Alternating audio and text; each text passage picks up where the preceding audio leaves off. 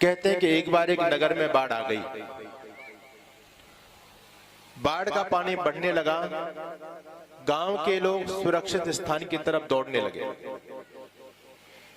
पानी बढ़ता चला जा रहा है, लोगों की घबराहट बढ़ती चली जा रही है। लोग अपने गांव को छोड़ करके सुरक्षित स्थानों की तरफ जा रहे हैं।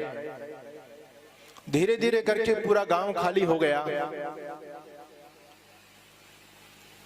लोग अपने सुरक्षित स्थानों पर पहुंच गए। लोगों ने दृष्टिपात किया कि कहीं ऐसा तो नहीं कि हमारा कोई भाई पानी में फंसा रह गया हो। सबका ख्याल रखना चाहिए। एक व्यक्ति ने कहा कि भाई और तो सब हैं, लेकिन गांव के जो मौलवी साहब थे वो नजर नहीं आ रहे। दूसरे व्यक्ति ने कहा बिल्कुल सही कहते हो, मैंने मौलवी साहब को मस्जिद की जो गोल गोल गुम्मद होती है उसके ऊपर बैठा हुआ देखा। मौलवी साहब ने सोचा कि पानी इतना ऊंचा तो नहीं बढ़ सकता कि मस्जिद की गुम्मद तक भी चला जाए। तो मौलवी साहब ने सोचा कि यह स्थान अपने लिए सुरक्षित है। प्रशासन को सूचना दी गई कि सब लोग आ चुके हैं, लेकिन एक मौलवी साहब फंसे रह गए हैं। प्रशासन के लोगों ने तत्काल नाव की व्यवस्था की और सेना के जवानों को भेजा, जाओ मौलवी साहब को सुरक्षित निकाल करके लेकर के आओ। सेना के जवान जब पहुंचे, सेना के जवानों ने मौलवी साहब से निवेदन किया कि मौलवी साहब आप जल्दी से नीचे आ जाइए, हम नाव के द्वारा आपको सुरक्षित स्थान पर लेकर के चलेंगे। मौलवी को हंसी आ गई उन लोगों पर, और मौलवी ने कहा पता नहीं तुम में बुद्धि है या नहीं।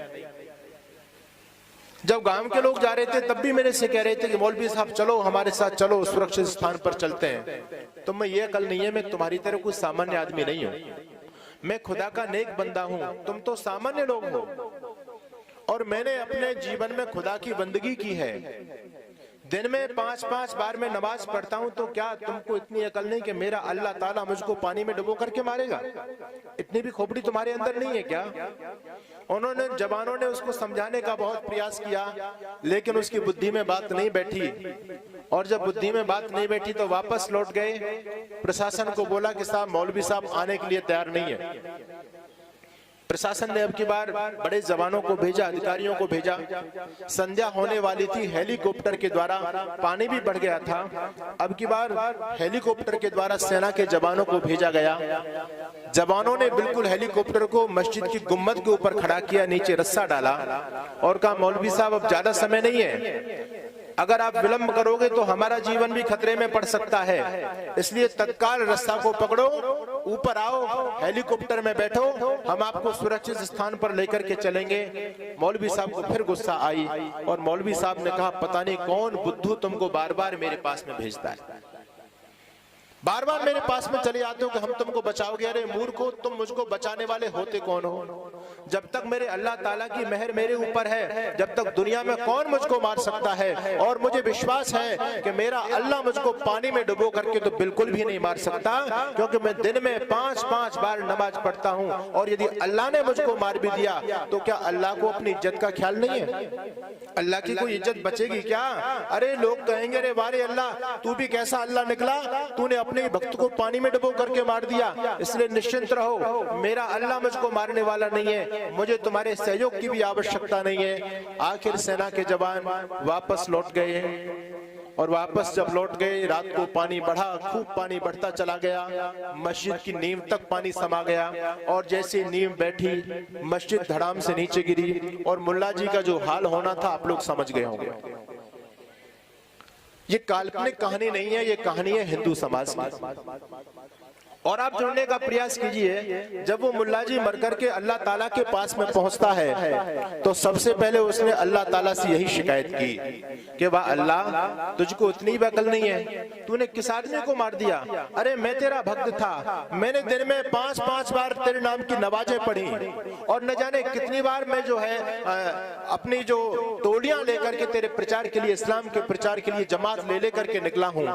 और लोगों पर मेरा विश्वास था, लोगों का मुझ पर विश्वास था कि ये अल्लाह का नेक बंदा है, लेकिन तूने मुझको पानी में डुबो करके मार दिया, दुनिया अब तेरे पे विश्वास नहीं करेगी। अरे कम से कम मुझे तो बख्श देता, मुझे तो छोड़ देता, और किसी को पानी में डुबो करके मारना था मार देता, तेरी बदनामी नहीं हो सकती थी। लेकिन मेरे को जो तूने पानी में डुबो करके मारा है, निश्चित रूप से तेरी बदनामी बहुत होगी। अल्लाह ताला ने क्या कहा?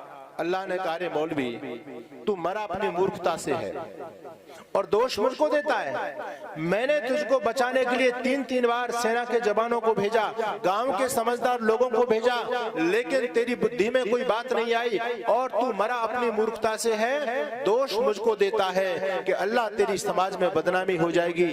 महानुभावों, ये कहानी उस मौलवी की नहीं है, ये कहानी हमारे हिंदू समाज की है। और आप जुड़ने का प्रयास कीजिएगा। मेरे से लोग प्रश्न करते हैं कि स्वामी जी हमारा जो हिंदू धर्म है ये दिन प्रतिदिन घटता चला जा रहा है, विधर्मी लोग बढ़ते चले जा रहे हैं, ये हिंदू जाति कितनी भोली भाली जाति है, ये दिन प्रतिदिन कम हो रही है, और बदमाश लोग मुसलमान और ईसाई क्रिश्चियन लोग दिन प्रतिदिन बढ़ते चले जा रहे हैं, हमको भगवान की कुछ व्यवस्था समझ में नहीं आती। लोग प्रश्न किया करते हैं। मैं कहता हूं कि जब धरती से अंतिम हिंदू विदा होगा, मेरे शब्दों पर ध्यान देना, मैं अभिशाप आपको नहीं दे रहा, लेकिन हकीकत आपके बीच में रखना चाहता हूं। जब धरती से अंतिम हिंदू विदा होकर के जाएगा, आप कहोगे महाराज जी कैसी बात कर रहे हो, अंतिम हिंदू? अरे जरा अपने इतिहास के पन्नों को पलट करके देखो, कितना गौरवशाली अतीत आपका रहा है। अरे जहां से सूर्य उदय होता था और जहां तक सूर्य अस्त होता था, वहां तक आर्य यानी हिंदू लोगों का सार्वभौमिक चक्रवर्ती साम्राज्य हुआ करता था। लेकिन मुझे बताओ, पूरा की पूरा यूरोप आप लोगों का था, पूरा की पूरा अरब आप लोगों का था। आज अरब के अंदर एक भी हिंदू नहीं है, पूरे यूरोप के अंदर एक भी हिंदू नहीं है। Iran, Afghanistan, Nepal, Bhutan, Tibet, Sri Lanka, Myanmar, Bangladesh, Cambodia, Philippines, Malaysia, Indonesia, Vietnam, Thailand, Pakistan, ये कभी आपके देश के हिस्सा हुआ करते थे, लेकिन आज आप उन हिस्सों को खो चुके हो। जिन देशों का मैंने नाम लिया है, आज उन देशों के अंदर हिंदू भी नहीं बचा है। कभी अपने देश की सीमाओं को देखो, हमारे महानुभाव बहुत सारे गाते हैं, सदियों रहा है दुश्मन दौरे जहां हमारा, क्या बात है कि हस्ती मिटती नहीं हमारी। मैं कहता हूं इस बकवास को गाना बंद कर दो। अरे कभी काबुल कंधार तक होती थी बस्ती तुम्हारी, और आज तुम कहते हो कि क्या बात है कि हस्ती मिटती नहीं हमारी। इससे ज्यादा दुर्दशा हमारी और क्या हो सकती है। दुनिया के कोने से हमको खत्म कर दिया। बेल्जियम के इतिहासकार ने लिखा है कि केवल 700 सालों में, पिछली 700 सालों में धरती पर 8 करोड़ से लेकर के 10 करोड़ हिंदुओं का नरसंहार हुआ। उस इतिहासकार ने गलत नहीं लिखा है। अरे आप देखो, कभी अरब के अंदर हिंदू लोग रहते थे, कभी पूरे यूरोप के अंदर हिंदू लोग रहते थे, और वहां से तो खत्म होते ही चले गए। बाकी आप अपने देश के अंदर आ जाओ, आज आपके देश के अंदर भी 12 प्रांत ऐसे हैं जहां पर हिंदू खत्म हो गया, यानी अल्पसंख्यक हो गया है। जहां कभी आदि गुरु शंकराचार्य ने जन्म लिया था और उन्होंने हिंदुत्व की पताका पूरी दुनिया में फहराई थी, आज उस आदि गुरु शंकराचार्य के गांव के अंदर एक भी हिंदू नहीं बचा। इससे ज्यादा शर्म की बात और क्या हो सकती है।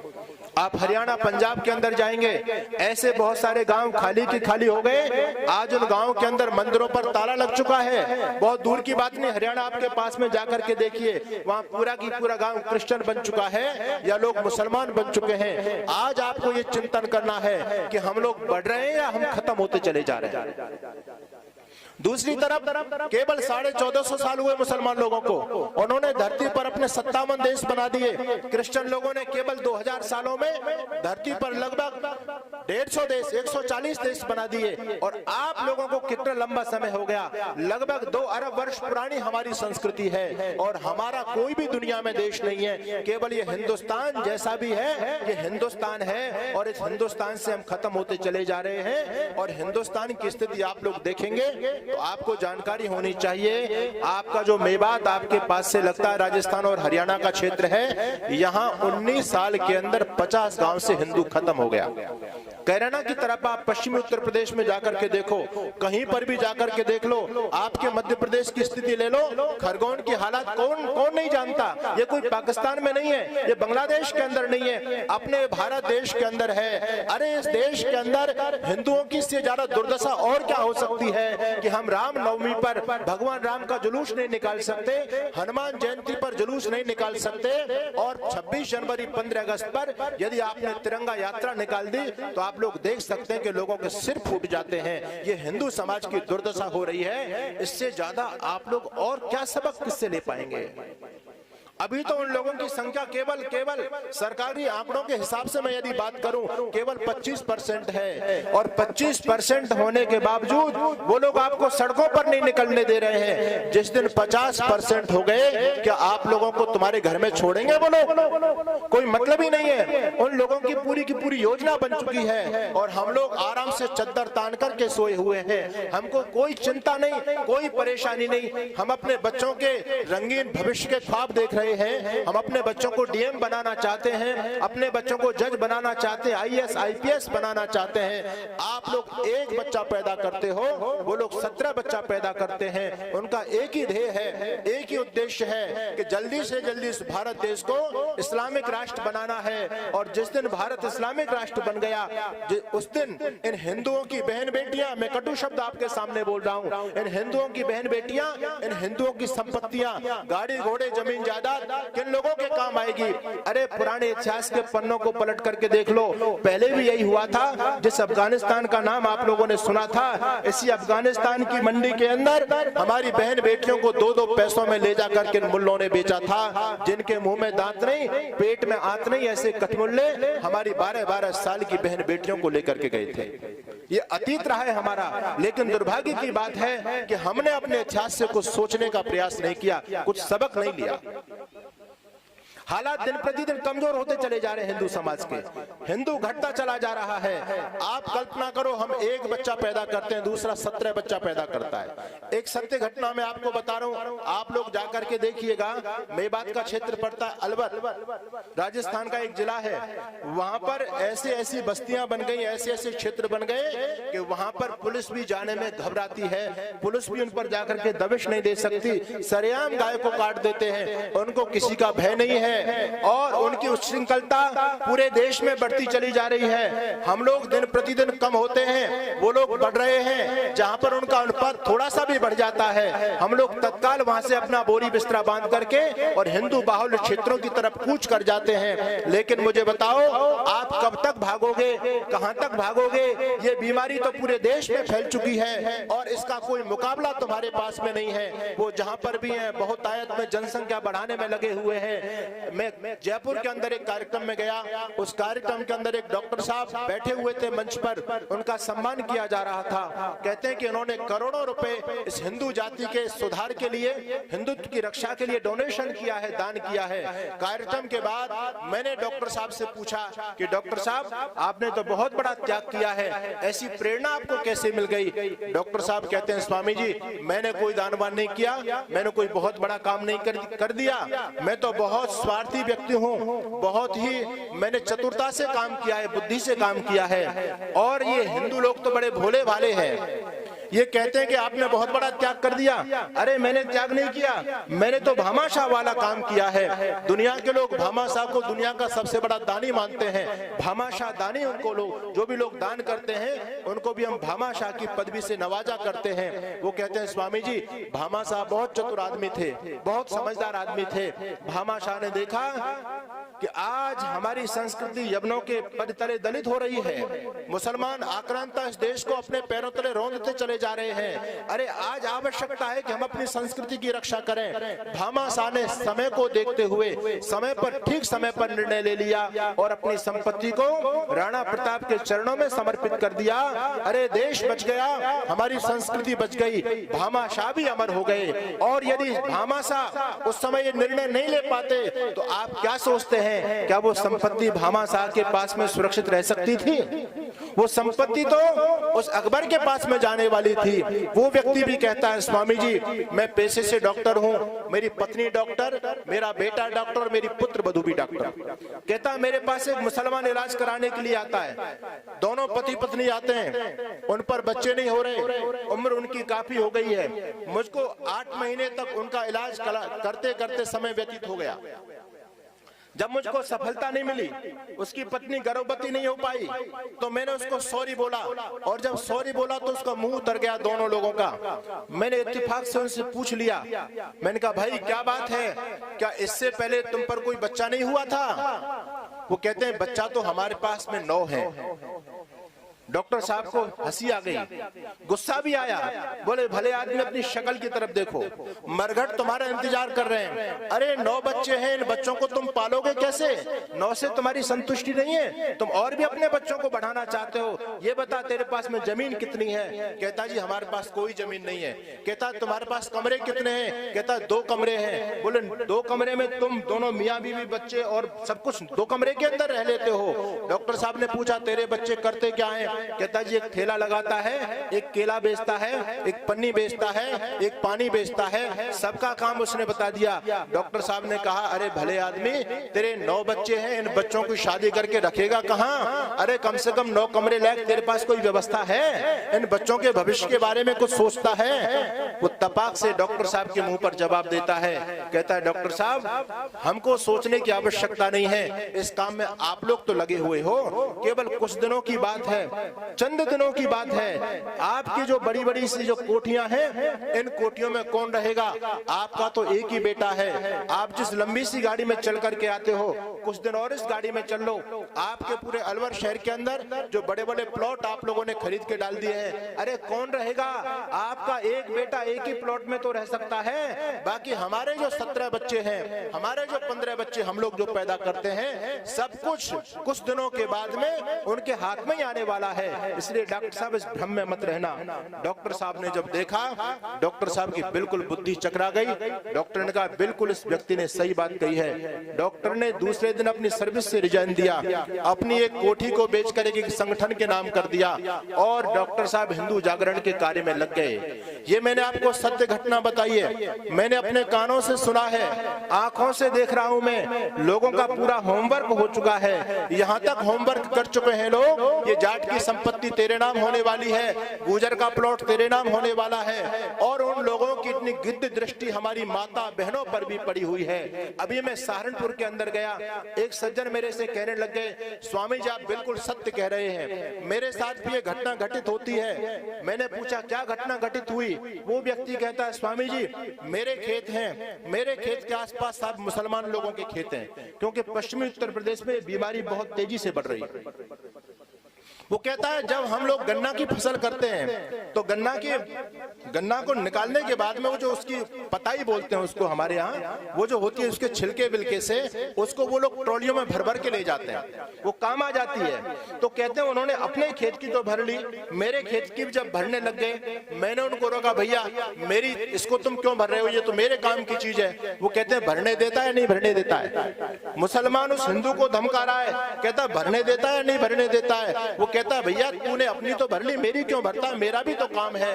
वो कहता है अरे पागल तू इसकी चिंता कर रहा है, इस पताई की बात करता है, अरे कुछ दिन बाद तेरे खेत को भी हम जोतेंगे, तुझको अब इसको देने में दिक्कत हो रही है, अरे खेत को देने में तो तेरी हालत खराब हो जाएगी। लेकिन ध्यान रखना कुछ दिनों की बात है, ये योगी मोटा तुझको कब तक बचाएगा? अरे जानो दो इस योगी को, हम देखते हैं तेरे खेत को हम जोतेंगे। वो व्यक्ति कहता है स्वामी जी मुझको चैलेंज दे करके गए, ये बात मैं आपके सामने मिथ्या नहीं बोल रहा हूँ, ये हकीकत है। इसलिए आज जागरूक होने की आवश्यकता है। दिन प्रतिदिन हम कम होते चले जा रहे हैं। इतने अत्याचार इस हिंदू जाति पर हुए। आप लोगों ने द कश्मीर फाइल देखी है, और इस कश्मीर फाइल के अंदर तो कुछ भी नहीं है। आपको इन लोगों की पाशविकता के क्रूर कृत्य देखने हैं। एक पुस्तक पढ़िएगा, पुस्तक का नाम है मोपला। देखो इन दरिंदे लोगों ने हमारे हिंदू समाज पर, हमारी बहन बेटियों पर कितने अत्याचार किए। इतने दुष्ट लोग होते हैं ये, इनकी मानसिकता इतनी गंदी होती है। आप जब मोपला उपन्यास को पढ़ेंगे, वीर सावरकर ने लिखा है, उसमें वीर सावरकर एक सत्य घटना लिखते हैं। वैसे तो पूरी ऐतिहासिक घटना ही है वो, जहाँ लाखों हिंदुओं का नरसंहार हुआ था। उठा, लेकिन कोई कुछ नहीं बोला। ये गांधी जिसको आप राष्ट्रपिता कहते हैं, ये भी बदमाश उन मुसलमानों के पक्ष में बोला था, हिंदुओं की पैरवी इस गांधी ने भी नहीं की थी। उसमें लिखते हैं कि एक हिंदू ब्राह्मण कन्या के साथ में जब ये दरिंदे उसके जिस्म पर टूट टूट पर के पड़ते हैं, उसकी मृत्यु हो जाती है, और मृत्यु होने के बाद में भी 17 लोगों ने उसके शरीर के साथ में बलात्कार किए। ये इन लोगों का अतीत रहा है। इसलिए मैं निवेदन आप लोगों से कर रहा हूं, रोको ये जो पाश्विक संस्कृति इस देश में बढ़ती चली जा रही है। हम लोग केवल अपने स्वार्थों तक बैठे हैं। हम एक बच्चा पैदा करके उस बच्चे को डीएम बनाना चाहते हैं। वो लोग कहते हैं कि आपका एक बच्चा है, आप अपने बच्चे को डीएम बना सकते हो, लेकिन हम 17 बच्चा पैदा करेंगे, हमें इस देश का पीएम अपना बनाएंगे। जिस दिन इस देश का पीएम हमारा बनेगा, उस दिन हमारा पीएम चयनित करेगा कि किस जिले का कौन डीएम बनेगा। तुम इस भ्रम में मत रहो कि तुम्हारे बच्चे सुरक्षित हैं, तुम्हारी धन संपत्ति सुरक्षित है। अगर समय रहते हुए हम लोग जागरूक नहीं हो पाए तो हम लोग वही भूल कर रहे हैं। याद रखना, कश्मीर फाइल आप लोगों ने देखी है। कभी कश्मीर के अंदर रहने वाले लोगों ने ये कल्पना नहीं की होगी कि किसी दिन ये कोठी बंगले गाड़ी घोड़े छोड़ करके हमको जाना पड़ेगा। किसी ने सोचा नहीं होगा, किसी ने नहीं सोचा होगा। जो लोग पाकिस्तान से आपके देश में आए बंटवारे के समय, उन लोगों ने भी ये कल्पना नहीं की होगी कि ये हमने लोगों ने जो बड़े बड़े बगीचे बनाए, बड़े बड़े महल बनाए, बड़ी बड़ी गाड़ियां जो हमारे पास में हैं, अरे गाड़ी की बात तो छोड़ दो, संपत्ति की बात तो छोड़ दो, लोगों को अपनी जान बचानी भारी पड़ गई थी। मुझको लोग ऐसे मिलते हैं जो पुराने सिंधी लोग हैं, जो पाकिस्तान से आए, कहते हैं स्वामी जी हमने देखा वो मंजर, उस मंजर को जब हमारे दिमाग में वो चीज घूमने लग जाती है तो कहते हैं कि हमारा शरीर कांपने लग जाता है। स्वामी जी हमको नींद नहीं आती। हमने अपनी आंखों के सामने अपनी बहन के साथ होते हुए बलात्कार को देखा है, हमने अपनी आंखों के सामने अपने भाइयों के कत्ल को देखा है। अरे लोगों ने क्या क्या नहीं देखा, कितना अत्याचार किया गया। ये जो कश्मीर फाइल है, ये केवल ज्यादा बहुत पुरानी घटना नहीं है, केवल 30 साल पहली घटना है, और 30 साल बाद रुक जाओ, ये गली गली में कश्मीर फाइल आपको देखने को मिलेगी, क्योंकि उनकी पूरी की पूरी योजना है और इस योजना के साथ में वो लोग काम कर रहे हैं। आप लोग सोए पड़े हो, देखो उनकी मस्जिदों में, देखो हर मुसलमान के घर के अंदर देखो, सब लोगों की तैयारियों के तहत योजनाएं चल रही हैं और सबके घर में हथियार मिलेंगे, बम मिलेंगे, AK-47 मिलेगी, सब कुछ मिलेगा उनके पास में। लेकिन हम लोग ऐसे मूर्ख बने बैठे हैं, हम लोगों को अपनी आत्मरक्षा के लिए भी हमारे घर में लाठी तक नहीं है। अब कैसे वो करेंगे? उनके छोटे छोटे बच्चों को देखो, वो इतने परफेक्ट उन लोगों ने बना दिए, इतने परफेक्ट बना दिए, चाकू चलाना जानते हैं, छुरा चलाना जानते हैं, चेन चलानी जानते हैं, लाठी चलानी जानते हैं, बोतल बम फेंकना जानते हैं, सब कुछ जानते हैं। और तुम्हारा एक बच्चा है वो बिल्कुल बिल्कुल ऐसा ही है, बिल्कुल माटी का ढेला, वो कुछ भी नहीं जानता। और यदि कोई घर में लड़ाई दंगे की व्यवस्था भी हो जाती है समाज में, तो सबसे पहले हमारी माताएं मैंने अपने बच्चों को कब्र करती है, इसको घर में बंद करो। अरे वो नालायक, वो तो इस बात को कहते हैं कि भैया हमारे 2-3 भी मर गए तो कोई चिंता वाली बात नहीं है। वो मुसलमान महिला कहती हमारे तो 13 है, 2-3 मर भी गए फिर भी 7-8 तो बचेंगे। अरे तुम्हारे पास क्या बचता है, एक बात बताओ। ये संपत्ति जोड़ लेना कोई बहुत बड़ी बात नहीं है। चिंतन करो कि तुम्हारी संपत्ति कैसे सुरक्षित रह सकती है।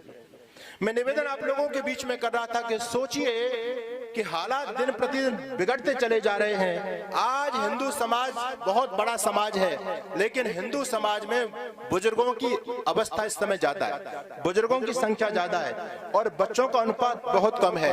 बच्चों का अनुपात और युवाओं का अनुपात आप लोग देखेंगे तो वो लोग आपसे ज्यादा हो चुके हैं। अब आप देखिए 20-30 साल के बाद में हमारे बुजुर्गों की तो टिकट कट जाएगी सबकी, और उनके जो बच्चे हैं वो युवा होंगे और जो नौजवान हैं वो और भी अपनी अवस्था को प्राप्त हो जाएंगे।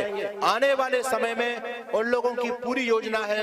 पहले तो 2029 की योजना थी, लेकिन कुछ लोगों में जागृति आई, सत्ता बदली, सत्ता बदले से उनकी योजना थोड़ी सी गड़बड़ा गई, लेकिन योजना खत्म नहीं हुई। अब 2050 उन लोगों ने पूरा टारगेट बना लिया है और उसमें पूरी तरह से तैयारी से लगे हुए हैं। आपको जानकारी होनी चाहिए, इस देश में इतने मदरसे काम करते हैं, इस देश में चर्च काम करते हैं, दोनों का एक ही प्लानिंग है कि इस हिंदू को कैसे खत्म किया जाए, लेकिन हिंदू को कोई चेतना नहीं है। हिंदू जगने के लिए तैयार नहीं होता, आपको जगाया जा रहा है। मैं आपसे निवेदन कर रहा था कि जिस दिन अगर यही घटनाक्रम चलता रहा, हम एक तक सीमित होते चले गए, और अब तो एक की बात छोड़ दो, अब तो ऐसी मूर्खता भी समाज में हावी हो गई है। जो नए लड़के और लड़कियां हैं, इनको ऐसे संस्कार कुसंस्कार मिल रहे हैं। वो कहते हैं जी हम शादी तो करेंगे, साथ साथ रहेंगे, लेकिन बच्चे पैदा नहीं करेंगे। अब उन्होंने एक बच्चे से भी तौबा कर दिया, बोले एक बच्चा भी हमको नहीं चाहिए। ये मूर्खता शहरों के अंदर बढ़ती चली जा रही है। आप देखो जनसंख्या उनकी ज्यादा, संपत्ति आपके पास में ज्यादा, तो आपकी संपत्ति का होगा क्या, आपके बच्चों का भविष्य क्या है, जरा ये भी चिंतन करना। हम पूरी दुनिया से खत्म हो गए, भारत देश की दुर्दशा आप लोग देख रहे हैं। इसलिए मैं आपसे निवेदन कर रहा था, जिस दिन अंतिम हिंदू धरती से विदा होगा, आ जाइए, मैं उसी भूमिका पर आता हूं। अगर यही घटनाक्रम चलता रहा, घटते रहे घटते रहे घटते रहे, दुनिया से घट गए, कम हो गए, अब केवल भारत देश में भी केवल 12 प्रांतों में तुम खत्म हो गए। कुछ ये जो उत्तर भारत का क्षेत्र है, और आप मध्य प्रदेश में भी बैठे हो, तो इस भ्रम में मत रहना सुरक्षित बैठे हो। आपके मध्य प्रदेश के अंदर पिछले साल कोरोना काल के अंदर 3 महीने में 1 लाख लोगों को कन्वर्ट किया गया। ईसाई मिशनरियां आपके मध्य प्रदेश में बहुत बड़े पैमाने पर काम कर रही हैं। जितने बड़े बड़े शहर हैं, वहां पर सब बड़े बड़े चर्च बने हुए हैं, उनके कॉन्वेंट स्कूल बने हुए हैं। फ्री शिक्षा के नाम से वो आपके बच्चों का धर्म परिवर्तन करा रही हैं। यानी ईसाइयत आपके मध्य प्रदेश में बढ़ती चली जा रही है, हरियाणा में बढ़ रही है, पंजाब के अंदर बढ़ रही है। यानी हम कम होते चले जा रहे हैं। उसी प्रकार से जिस दिन दुनिया से अंतिम हिंदू विदा होगा, और वो अंतिम हिंदू जाकर के भी भगवान से यही शिकायत करेगा कि भगवान तूने हमारी उस भोली भाली हिंदू जाति को समाप्त कर दिया।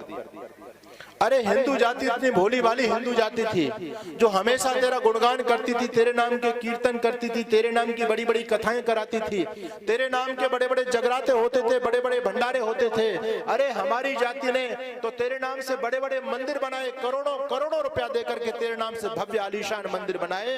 लेकिन तूने क्या किया, तूने उसी भोली हिंदू जाति को खत्म कर दिया। तुझको दया नहीं आई। अरे कहां चला गया तेरा प्रण, जो गीता के अंदर तूने कहा था कि मेरे भक्त का कभी विनाश नहीं होता है। अरे तुझको मानने वाले तेरे ही भक्त दुनिया से खत्म हो गए, राक्षस लोग धरती पर बढ़ते चले गए, तू अपने प्रण को भी भूल गया। अरे कौन तेरा नाम लेगा, ये मुसलमान तेरा नाम लेंगे क्या, ये क्रिश्चियन तेरा नाम लेंगे क्या। तेरा नाम लेने वाली तो हिंदू जाति थी, और इतना तेरा नाम लेते थे, इतना तेरा नाम लेते थे। तूने तो सोने के लिए हमको रात्रि दी थी, लेकिन हम रात में भी नहीं सोए, न हम खुद सोए न दूसरों को सोने देते थे, बल्कि तेरे नाम के रात्रि में हम रात्रि जागरण किया करते थे, देवी जागरण किया करते थे। तुझको फिर भी हम पर दया नहीं आई, और उस महान भोली हिंदू जाति को तूने दुनिया से खत्म कर दिया। जब उस भक्त ने भगवान से शिकायत की, तो भगवान मुस्कुराए, और भगवान ने कहा, रे भोले भक्त, तुम मरे हो अपनी मूर्खता से, और दोष मुझको देते हो। मैंने तो तुमको वो चीज दी दुनिया में जो चीज किसी को नहीं मिली थी। इतना सुंदर भूभाग मैंने तुमको दिया। अगर भौगोलिक दृष्टि से आप लोग देखेंगे, तो भारत जैसा देश, आर्यों की जन्मभूमि भगवान ने हमको दी। ऐसा देश दुनिया में कोई देश नहीं। और भगवान कहते हैं, ये जो मैंने धरती तुमको प्रदान की, इस धरती पर ऐसी भूमि तुमको भूखंड दिया गया, यहाँ पर सब कुछ पैदा होता है। एक पूरी दुनिया का सबसे जो श्रेष्ठतम स्थान है, वो मैंने तुमको दिया। तुम अपने स्थान को नहीं बचा पाए, और दोष मुझको देते हो। भगवान कहते हैं, मुझको तुम पर समय समय पर दया आती चली गई। जब जब तुम्हारे सनातन धर्म पर संकट के बादल छाने लग गए, तब तब मैंने तुम पर दया करके तुम्हारी संस्कृति को बचाने के लिए बहुत बड़ा काम करता चला गया। मैं तुम्हारी हिंदू जाति को बचाता चला गया। जब अंतिम हिंदू इस धरती से विदा होकर के जाएगा, तो वो भी भगवान से वही प्रार्थना, वही शिकायत करेगा जो उस मौलवी ने की थी। और इस हिंदू ने भी जाकर के भगवान से यही शिकायत की कि भगवान, हमारी वो भोली महान हिंदू जाति, जिसने तेरे नाम से बड़े बड़े मंदिर बनवाए, बड़े बड़े जगराते किए, बड़े बड़े अखंड रामायण और गीता के पाठ किए, लेकिन वो हिंदू जाति खत्म कैसे हो गई। भगवान ने उस भोले भक्त की बात को सुनकर के भगवान मुस्कुराए, और भगवान ने कहा, भोले भक्त, मैंने तो तुमको बचाने में कोई कमी नहीं छोड़ी, कोई भी कमी नहीं छोड़ी, लेकिन तुम अपनी मूर्खता से मरे हो और दोष तुम मुझको देते हो। अरे जरा अपनी नादानियों को देखो कि तुमसे भूल क्या क्या हुई है, जिसके चलते तुम्हारी हिंदू जाति खत्म हो गई। भगवान ने कहा कि जब जब तुम्हारे सनातन धर्म पर संकट आया, जब जब तुम्हारी देवीय संस्कृति, वैदिक संस्कृति जब यवनों के, जब दुष्टों के, जब राक्षसों के पतितलित हुई थी, तब तब मैंने तुमको संभालने के लिए इस धरती पर विशेष पुण्यात्माओं को मैंने भेजा। और जब भी आप शुरू से इतिहास को देखेंगे, वैसे भगवान कभी अवतार नहीं लेते, लेकिन जब विपरीत परिस्थितियां होती हैं, उस समय परमपिता परमात्मा विशेष पुण्यात्माओं को हमको सुधारने के लिए, हमको संभालने के लिए भगवान समय समय पर दिव्य आत्माओं को भेजते हैं। भगवान कहने लगे जब त्रेता युग के अंदर, जब एक बार तुम्हारी वैदिक संस्कृति पर राक्षसी संस्कृति हावी होने लग गई थी, जब गौ माता का सम्मान धरती से खत्म हो गया था और तुम्हारी वैदिक संस्कृति, तुम्हारी वेद विद्या जब लुप्त होने के कगार पर पहुंच गई थी, राक्षसों का बोलबाला हो गया था, उस समय मैंने तुम्हारे कल्याण के लिए, तुमको जगाने के लिए धरती पर एक महान विशेष पुण्यात्मा को भेजा, जिसको भगवान श्री रामचंद्र कहकर के तुम लोगों ने सम्मान तो दिया, लेकिन जो भगवान श्री रामचंद्र ने जो संदेश तुमको देकर के गए थे, उस संदेश को तुम लोगों ने अपने जीवन में धारण नहीं किया। ये तुम्हारे पतन का कारण है। अरे मुझे बताओ, मुझसे भूल कब हुई? मैं तो समय समय पर तुम्हारा ध्यान रखता चला गया। अरे द्वापर युग के अंदर भी जब पुनः एक बार तुम्हारा सनातन धर्म अस्ताचल की तरफ जा रहा था, जब बेईमानी, भ्रष्टाचार इस समाज में व्याप्त होने लग गया था, लोग वेद की शिक्षाओं को भूल चुके थे, भगवान कहने लगे फिर मैंने तुम्हारी रक्षा के लिए योगेश्वर श्री कृष्ण को धरती पर भेजा। लेकिन दुर्भाग्य की बात वो है कि ना तो तुमने राम की मानी, ना तुमने कृष्ण की मानी। एक अंग्रेज इतिहासकार लिखता है कि वो महान हिंदू जाति वो दुनिया से खत्म कैसे हो गई, जिस हिंदू जाति के पास में वेद जैसे धर्म ग्रंथ हो, जिस हिंदू जाति के पास में गीता, रामायण, महाभारत ज्यादा सद साहित्य हो, और जिस हिंदू की जाति के पास में भगवान राम और भगवान कृष्ण जैसे महापुरुष हो। आखिर वो हिंदू जाति धरती से खत्म कैसे हो गई? उस विदेशी लेखक ने प्रश्न खड़ा किया और उस प्रश्न का उत्तर मैं आप लोगों के सामने देना चाहता हूं। ये बात बिल्कुल सत्य है कि इस हिंदू जाति को वेद जैसा पवित्र ज्ञान मिला, इस हिंदू जाति को गीता, रामायण, महाभारत जैसा सद साहित्य मिला, और इस हिंदू जाति को भगवान कृष्ण और भगवान राम जैसे आदर्श पुरुष, महापुरुष मिले। लेकिन इस हिंदू जाति से भूल ये हुई कि हमने भगवान श्री राम और भगवान श्री कृष्ण के बड़े बड़े मंदिर तो बनाए, हमने भगवान श्री राम और भगवान श्री कृष्ण के नाम से बड़ी बड़ी कथाएं तो की, हमने भगवान श्री कृष्ण और भगवान श्री राम की मूर्ति के सामने दोनों समय आरती की, उनको भोग भी लगाए, लड्डू भी चढ़ाए, माला भी पहनाई, उनके सामने दीपक भी जलाए। लेकिन भगवान श्री राम और भगवान श्री कृष्ण ने जो कहा वो हम लोगों ने किया नहीं, और हम उनके आचरण के, उनके उपदेश के बिल्कुल विपरीत चलते चले गए। ये हमारे पतन के कारण है। भगवान कहने लगे इतने ही नहीं, जब कालांतर में यवन सत्ता तुमको तुम्हारे देश में अपने पैर जमाती चली जा रही थी, और एक बार रामकृष्ण की संतानें गाजर मूली की तरह काटी जा रही थी, जब उन विधर्मी लोगों का तुम पर साम्राज्य स्थापित होने लग गया, तुम्हारा देश जब गुलाम होने लग गया, तो मैंने महाराणा प्रताप, छत्रपति शिवाजी जैसे वीर पुरुषों को तुम्हारी रक्षा के लिए भेजा था। लेकिन क्या तुम छत्रपति शिवाजी और महाराणा प्रताप को कोई सम्मान दे पाए?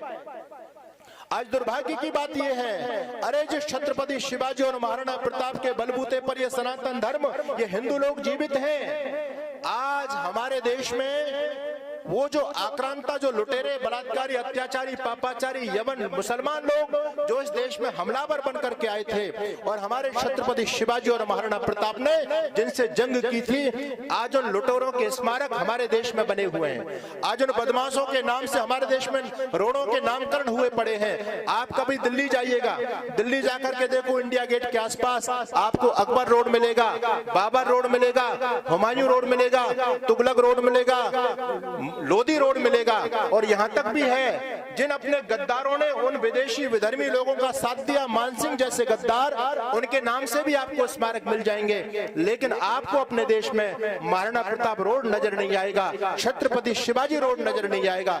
बताओ ये हमारी मूर्खता है या नहीं?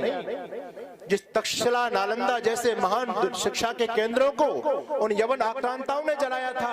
अभी कुछ दिन पहले मैं बिहार के अंदर गया, मैंने देखा, आप लोगों ने नालंदा विश्वविद्यालय का नाम सुना होगा, दुनिया का महानतम शिक्षा का केंद्र नालंदा विश्वविद्यालय, और जिस मुसलमान आक्रांता ने उसको नेस्तनाबूद किया था, आप लोग उसका नाम जानते हैं? उसका नाम था बख्तियार खिलजी। बख्तियार खिलजी उस दुष्ट का नाम था जिसने नालंदा विश्वविद्यालय को खत्म किया था। और केवल नालंदा विश्वविद्यालय को नहीं, उसके आगे आप विक्रमशिला विश्वविद्यालय को देखेंगे, वो विश्वविद्यालय भी उसने खत्म किया था। और इतना बड़ा नरसंहार वहां पर किया गया था, हजारों आचार्य और ब्रह्मचारियों की हत्या की गई थी उस दरिंदे के द्वारा। लेकिन दुर्भाग्य की बात यह है, जहां पर नालंदा विश्वविद्यालय है, उस नालंदा के पास में एक बहुत बड़ा शहर है, एक बहुत बड़ा जंक्शन है, उस जंक्शन का नाम है बख्तियारपुर जंक्शन।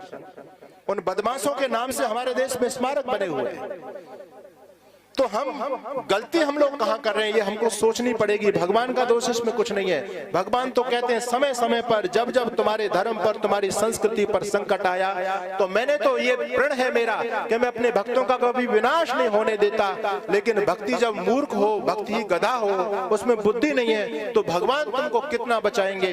भगवान कहने लगे एक बार पुनः, जब तुम्हारी वैदिक सनातन संस्कृति अस्ताचल की तरफ जा रही थी, जब विधर्मियों का वेद नास्तिक मत तुम्हारी धरती पर फैलते चले जा रहे थे, जिस समय जैन परंपरा और बौद्धों का पूरा साम्राज्य, बड़े बड़े राजा सनातन धर्म को छोड़ करके और बौद्ध और जैनी लोग बनते चले जा रहे थे, उस समय मुझको तुम पर दया आई।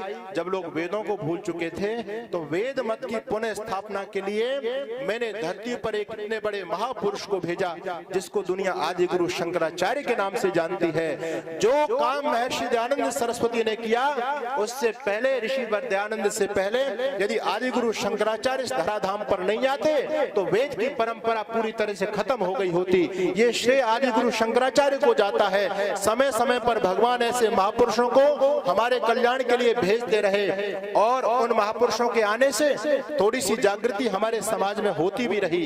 हम थोड़े देर के लिए जगते रहे, लेकिन फिर सोते रहे। भगवान फिर भेजते रहे, फिर थोड़ी सी जागृति आती रही, फिर हम सोते चले गए। हमारी हिंदू समाज की तो वो कहानी है, कहते हैं कि एक बार नेत्रदान का शिविर लगा हुआ था। आप लोग जानते हैं, लोग नेत्रदान करते हैं, बहुत से लोग ब्लड दान करते हैं, बहुत से लोग अंग दान करते हैं। तो नेत्रदान का शिविर चल रहा था, बहुत अच्छे लोग थे, उन्होंने आयोजक लोग, उन्होंने सोचा कि व्यक्ति मर जाता है, मरने के बाद उसको जला दिया जाता है, आंखें भी जल जाती हैं। अगर इन आंखों को व्यक्ति दान में दे दे, तो उसके जाने के बाद उसकी आंखें दुनिया को देखती रहेंगी, किसी गरीब व्यक्ति के काम आ जाएंगी। तो आयोजक लोगों ने नेत्रदान का शिविर लगाया, लोगों के साइन लिए जा रहे थे। बताओ, यदि तुम चाहते हो कि तुम्हारे जाने के बाद दुनिया तुम्हारी आंखों को, तुम्हारी आंखें दुनिया को देखती रहे, तो अपने साइन कर दीजिए, मरने के बाद हमारी टीम तुम्हारी आंखों को निकाल लेगी। लोग आते चले जा रहे थे, साइन करते चले जा रहे थे। एक झूमता झामता शराबी भी जब देखा भीड़ लगी हुई है, तो एक शराबी भी आ गया, और शराबी ने पूछा, अरे ये क्या हो रहा है? लोगों ने कहा नेत्रदान शिविर चल रहा है, आप भी यदि अपनी आंखों को दान करना चाहते हो तो साइन कर जाओ, आपकी आंखें भी हम निकाल लाएंगे मरने के बाद में। शराबी ने देर नहीं की, तत्काल पेन लिया और पूरा फॉर्म भर के साइन कर दिए कि हाँ, मेरे मरने के बाद भी मेरी आंखें किसी व्यक्ति को लगा दी जाए। बहुत अच्छा काम आप लोग कर रहे हो, मैं भी साइन करता हूँ। शराबी ने जब साइन कर दिए तो लोगों को बड़ी प्रसन्नता हुई, आश्चर्य का ठिकाना नहीं रहा। अरे कमाल हो गया, इस शराबी के अंदर भी ऐसे पवित्र भाव आ गए। आयोजक लोगों ने कहा, क्या तुम कुछ बोलना चाहते हो? शराबी कहता, मैं कोई प्रवचन भाषण तो जानता नहीं हूँ, लेकिन जब बोलने की बात है तो मुझको तो दो बात कहनी है, केवल एक बात कहनी है, मुझे 2 मिनट दे दो।